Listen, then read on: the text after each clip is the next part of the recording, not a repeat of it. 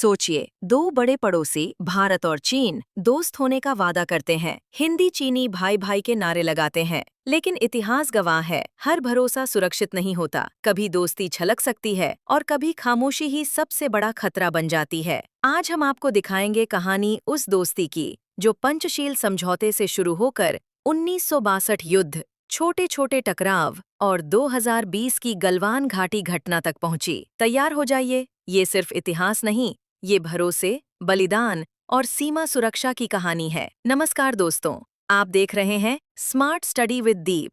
सन 1949 में चीन में कम्युनिस्ट सरकार बनी। भारत ने उसे मान्यता दी, लेकिन 1950 में चीन ने तिब्बत पर कब्जा कर लिया, जो भारत की रणनीतिक सुरक्षा के लिए अहम था। यह पहली बड़ी चेतावनी थी कि भरोसा और हकीकत में अंतर हो सकता है। भारत ने विरोध तो किया, लेकिन कोई बड़ा कदम नहीं उठाया। यहीं से भरोसे की शुरुआत और पहला संकेत मिला कि सीमा पर तनाव आने वाला है।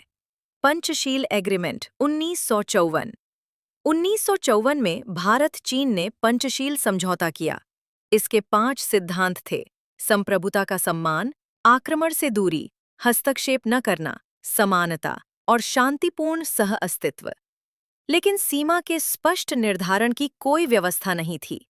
भारत ने भरोसा किया, चीन धीरे धीरे जमीन मजबूत कर रहा था। 1955 से 1961 में चीन ने अक्साई चिन में सड़कें और ठिकाने बनाए।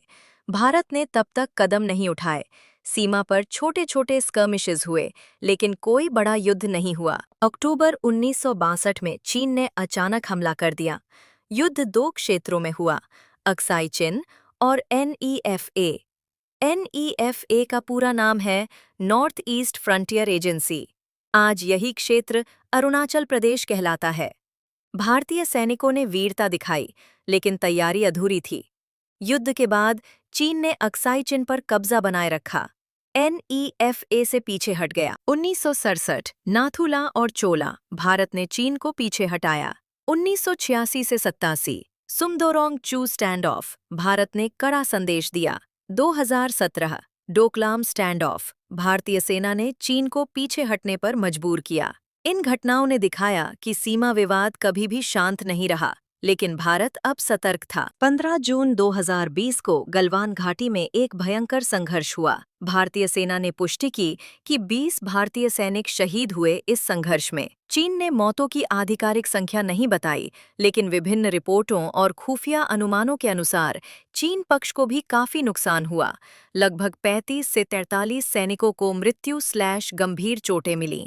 यह आधिकारिक पुष्टि नहीं है, लेकिन कई स्रोत इसी बात का संकेत देते हैं। ये संघर्ष बिना गोली चले हाथ बांह के मुकाबले में हुआ और दोनों तरफ भारी बलिदान रहा। इतिहास सिर्फ किताबों में बंद कहानी नहीं है, वो हमें हर दिन चेतावनी देता है।